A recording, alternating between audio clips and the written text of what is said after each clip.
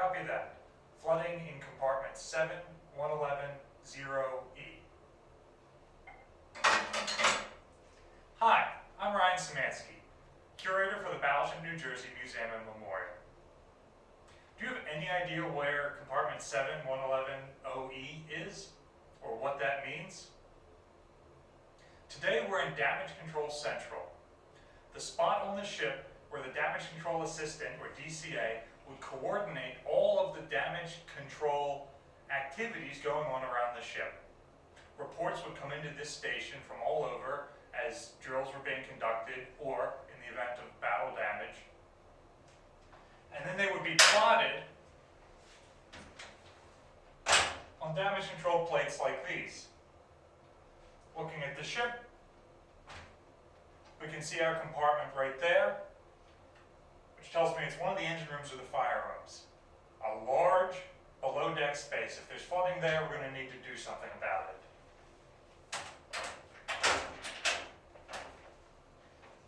Now, how does the numbering system actually work for these compartments? A very common question we get asked is, how do you find your way around the ship? There's something like 1,100 different compartments in an Iowa-class battleship. If you're a new sailor, how do you find out where you're going? Well, every one of those compartments has one of these, called a bullseye.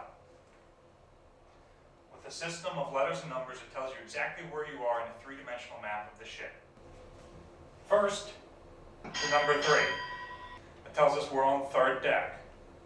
Next, 85 tells us where we are front to back, frame 85. Frame spacing on a battleship is every 4 feet, so we are roughly 4 times 85 feet back inside the ship. The next number tells us where we are left and right of center line. A 0 would mean that we're on dead center, 135 would be out to starboard, and 246 would be going out to port.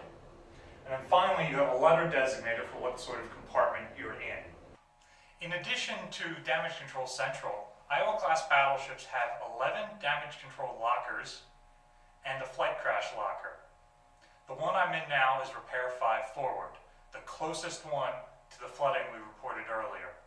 After the Damage Control Assistant has received notification of damage to the ship, he contacts the nearest damage control party so that they can go and deal with it. Here we have all of the tools they would need to deal with the likely problems. Because we're at the waterline here, most of these tools have to do with flooding. So we've come to the door behind which flooding has been reported. And these doors are 75 years old, so they probably aren't particularly watertight anymore. Initially, they had these dogs on them, which we could use a dogging wrench to crank down, and they've got a rubber gasket, which would make these waterproof, airproof, whatever you need. I don't trust that anymore. So we're going to show you how to shore this door closed to make sure the water pressure behind it doesn't blow it open and continue flooding here on Broadway. So for this activity, my assistant is Ken Newman, Director of Miscellaneous Affairs. And we're going to show you one of the ways we shore this door during activities with our kids. If you want to try this activity with us, come out for our Diving Deeper programs every Friday, Saturday, and Sunday. Now, we've got 4x4 untreated wood. We're going to use that to shore the door shut. Sailors would first use saws to cut angles into the wood that they needed, cut it down to the size. Once they wedged it into place, they would use hammers to really wedge it in there, and then they would use hammers and nails to lock it all down until they could make permanent repairs.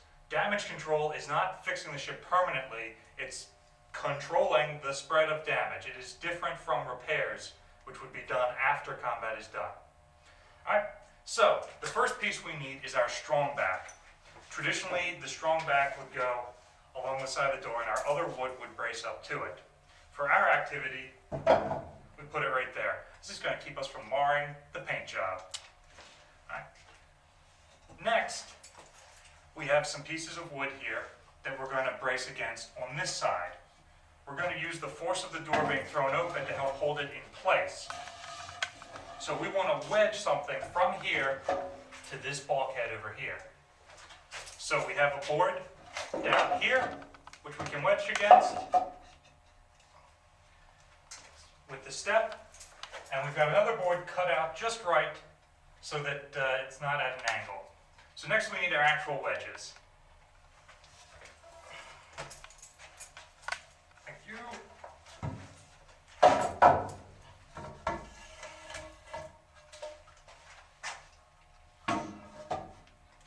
So now we've got two pieces of wood wedged in here. As this door tries to push open, it's going to push against that. Like I said before, an actual Navy damage control party would then hammer these into place and then nail them down. The proper way to do this would be what's called a K-type bracing. So instead of having both pieces coming down like this, we'd have one piece come down like this and the other piece wedge into the overhead. Even though I'm wearing my M1 helmet, I don't feel safe with Ken wedging pieces into the overhead. So, that's how you shore a door. I'll see you on board sometime.